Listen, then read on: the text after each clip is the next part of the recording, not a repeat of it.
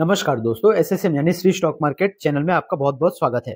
इस वीडियो में हम एक एसएमई कंपनी के आईपीओ का फुल रिव्यू करेंगे जिसका नाम है फैबटेक टेक्नोलॉजीज क्लीन रूम्स लिमिटेड, जिसके लगभग सभी फार्मा कंपनी क्लाइंट्स देखने को मिल रहे हैं। ये आईपीओ 3 जनवरी से खुलने वाला है। आईपीओ की सभी डिटेल्स को इस वीडियो में समझेंगे और इसके लेटेस्ट जीएमपी को भी देखेंगे, जिसके हिसाब से इसमें अंदाजन हमें 80,000 का प्रॉफिट हो सकता है। तो क्या इस आईपीओ में अप्लाई करना चाहिए या नहीं, ये भी जानेंगे। तो अगर आपने हमारे चैनल पे पहली बार विजिट किया है तो चैनल को सब्सक्राइब जरूर कर लीजिए, जिससे आईपीओ एंड शेयर मार्केट का कोई भी अपडेट आपसे मिस ना हो। तो सबसे पहले कंपनी के बिजनेस की बात करें तो इस कंपनी की स्थापना 2015 में हुई थी और ये कंपनी जो है, इसके नाम से ही समझ पा रहे हैं, क्लीन रूम्स लिमिटेड। ये कंपनी जो है मॉड्यूलर पैनल बनाती है, pre fabricated modular panel and दरवाजे बनाती है, जो कि फार्मा कंपनी, हॉस्पिटल्स में, हेल्थ केयर सेक्टर में, बायोटेक सेक्टर में देखने को मिलते हैं। इसके प्रोडक्ट जो है क्लीन रूम्स के प्रोडक्ट, पैनल्स, दरवाजे, सीलिंग्स, ये सारी चीजें ये बनाते हुए दिख रहे हैं।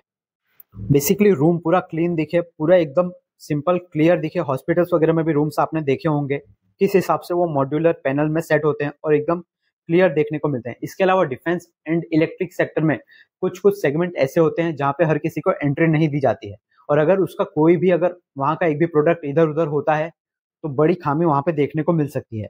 तो ऐसे मॉड्यूलर जो भी होते हैं, ये सब बनाने का काम कंपनी करती है। इस कंपनी के पास 30 नवंबर 2024 के डेटा के हिसाब से 117 परमानेंट एम्प्लॉइज है। और इस कंपनी की क्लाइंट लिस्ट में हम बात करें तो लगभग सभी फार्मा सेक्टर की कंपनियां इनकी क्लाइंट देखने को मिलती है। यहाँ पर तो सिर्फ आपको कुछ ही नाम दिख रहे हैं, यूनिकैम लेबोरेटरीज, हमदर्द, औरोबिंदो फार्मा। लेकिन इसकी कंपनी की वेबसाइट पे जाएंगे तो आपको सभी कंपनियां, लगभग सभी कंपनियां फार्मा की इनकी क्लाइंट्स देखने को मिलती है, क्योंकि बिजनेस ही वही है भाई। तो अब बात कर लेते हैं आईपीओ की इंपॉर्टेंट डिटेल्स की। तो ये आईपीओ 27.74 यानी 27.74 करोड़ का ये आईपीओ है टोटल, और ये पूरा का पूरा फ्रेश इशू है। पूरा का पूरा पैसा कंपनी के पास जा रहा है। ये आईपीओ खुलने वाला है 3 जनवरी से 7 जनवरी तक।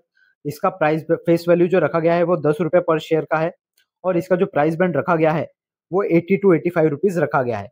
एक लॉट में यहाँ पर 1600 शेयर्स के लिए आप अप्लाई कर सकते हैं।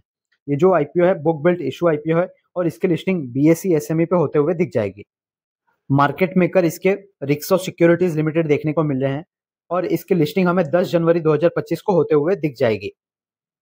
रिजर्वेशन की बात करें तो इसमें रिटेल कैटेगरी के लिए 35% का रिजर्वेशन रखा गया है। अब अगर आप यहाँ पर अप्लाई करना चाहते हैं तो एक लॉट के लिए आपको 1600 शेयर्स के लिए अप्लाई करना होगा, जिसमें 1,36,000 का अमाउंट लगेगा, और एचएनआई के लिए 2,72,000 का अमाउंट लगने वाला है।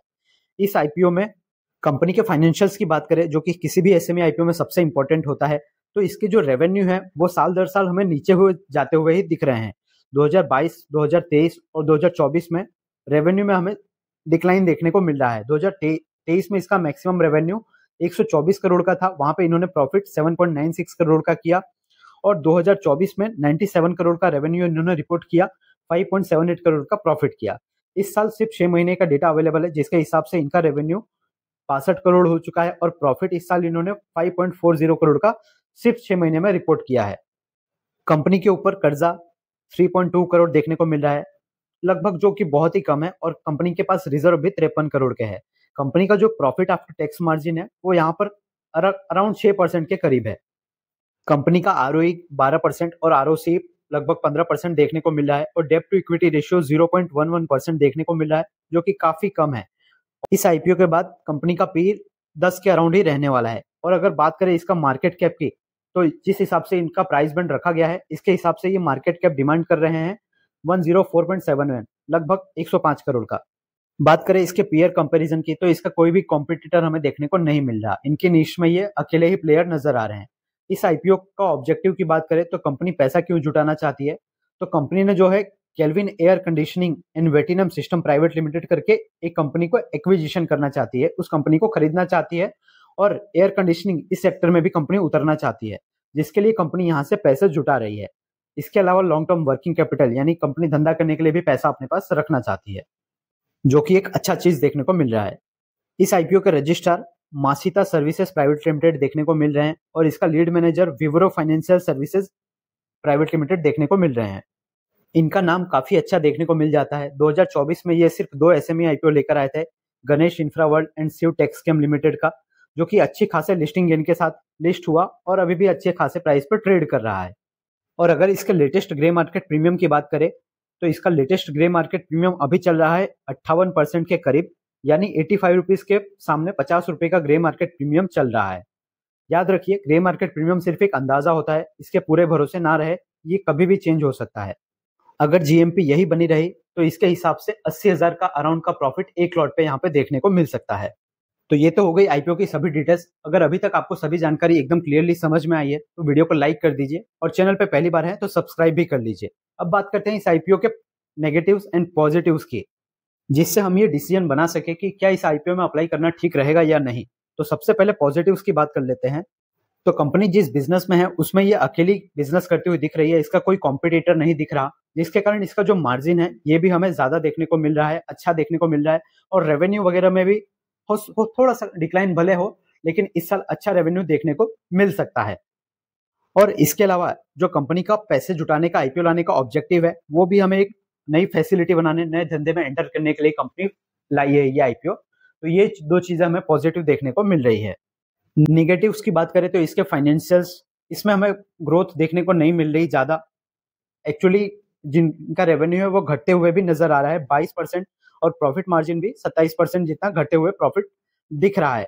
इसके अलावा और कंपनी एसएमई सेगमेंट में बिजनेस करती है, इस सेगमेंट में हमेशा अनसर्टेनिटी रहती है, पूरा डेटा अवेलेबल नहीं रहता है, जिसके हिसाब से कंपनी के अंदर क्या चल रहा है ये ज्यादातर निवेशकों को कभी पता नहीं चल पाता।